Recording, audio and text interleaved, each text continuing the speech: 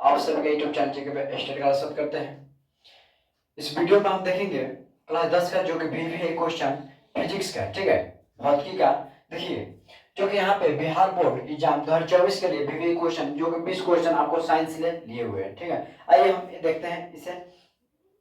देखिए first question क्या कर रहा है कि कौन सा पदार्थ लेंस बनाने में प्रयोग नहीं किया जाता है, ठीक है। बहुत इंपॉर्टेंट होता है ये क्वेश्चन, बार बार एग्जाम में पूछा जाता है ये वाला क्वेश्चन, ठीक है।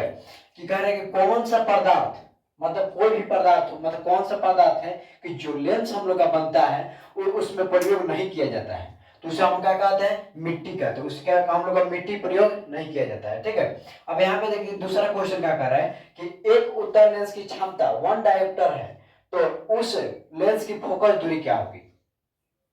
एक लेंस की क्षमता 1 डायोप्टर है, ठीक है, तो उस लेंस की फोकस दूरी क्या होगी, तो 100 प्लस के 100 सेंटीमीटर होती है। प्लस के कितना होते हैं, 100 सेंटीमीटर। अब यहाँ पे देखिए तीसरा क्वेश्चन क्या कह रहा है कि प्रकाश के अपवर्तन के कितने नियम होते हैं। आपको ये दो एकदम फिक्स है कि आपको पूछेगा प्रकाश के अपवर्तन के नियम और परावर्तन के नियम, तो दोनों का मान जो होता है दो दो होता है, ठीक है। तो देखिए यहाँ पे प्रकाश का ये अपवर्तन था, ये परावर्तन है, ठीक है। कितने होते हैं, तो दो होते हैं।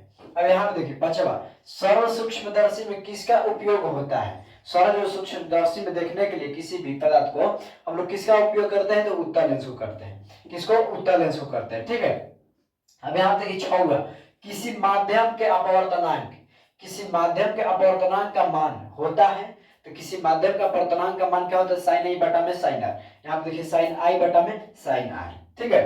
अब आइए 7 देखते हैं क्वेश्चन। यहाँ पे 7 क्वेश्चन कर रहा है कि अवतल लेंस का आवर्धन m बराबर होता है, मतलब अवतल लेंस का आवर्धन कितना होता है, तो v बटा में u होता है। v बटा में u, हम सभी का आंसर यही हो गया, ठीक है, v बटा में u होता है। अब यहाँ पे देखिए 8वां कि गोलीय दर्पण में फोकस्तांतर एवं विक्रेता त्रिज्या के बीच संबंध है, तो क्या होता है, तो r बराबर के 2f, r बराबर के 2f होता है। अब देखिए 9वां कि निगर्त किरण एवं अभिलंब के बीच को, ठीक है, क्या कर रहे हैं कि निगर्त किरण एवं अभिलंब के बीच को कोण को क्या कहते हैं, तो निगर्त कोण कहते हैं, निगट कोण कहते हैं। इसका आंसर हो जाएगा निगट कोण, ठीक है। अब यहाँ पे 10वां देखिए 1 मीटर फोकस दूरी वाले उत्तल लेंस की क्षमता कितना होती है, तो 1 डायोप्टर होती है, ठीक है, 1 डी होता है, ठीक है, 1 डायोप्टर। क्या कह रहे हैं, फिर से समझते हैं कि 1 मीटर फोकस दूरी वाले उत्तल लेंस की क्षमता कितना होता है, 1 डायोप्टर होता है। अब 11वां देखिए किसी दर्पण द्वारा प्रतिबिंब सीधा एवं छोटा होता है, किसी दर्पण द्वारा प्रतिबिंब जो सीधा और छोटा किससे बनता है, तो उत्तल और अवतल, उत्तल लेंस दर्पण से, अवतल दर्पण से, ठीक है। अब आइए 12वां हम देखते हैं, कह रहे हैं कि अवतल दर्पण क्या है। अवतल दर्पण को क्या कहते हैं, अभिसारी कहते हैं, ठीक, अभिसारी कहते हैं। अब 13वां देखिए उत्तल दर्पण से बना प्रतिबिंब होता है, उत्तल दर्पण से बना प्रतिबिंब क्या होता है, कलापनिक एवं छोटा होता है, कलापनिक एवं छोटा होता है। अब यहाँ पे देखिए 14 किससे बड़ा और वास्तविक प्रतिबिंब, तो बोला पूछ रहा है कि किससे बड़ा और वास्तविक प्रतिबिंब बनता है, तो अवतल दर्पण से। क्या था, अवतल दर्पण से। अब यहाँ पे देखिए 15वां काल्पनिक प्रतिबिंब हमेशा क्या होता है, सीधा होता है। जो काल्पनिक प्रतिबिंब बनता है वो क्या होता है, हमेशा सीधा होता है, ठीक है।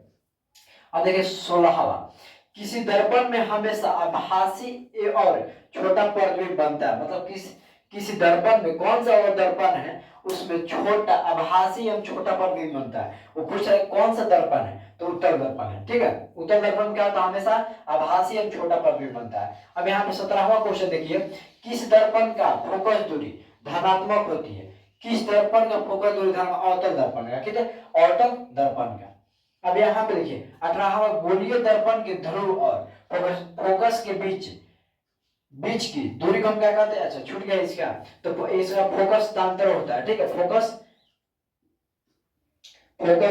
अंतरण होता है, ठीक है, फोकस सांतरण होता है। इसका आंसर होगा गोलीय दर्पण के ध्रुव और फोकस के बीच की दूरी को हम क्या कहते हैं, फोकस तांतरण कहते हैं, ठीक है।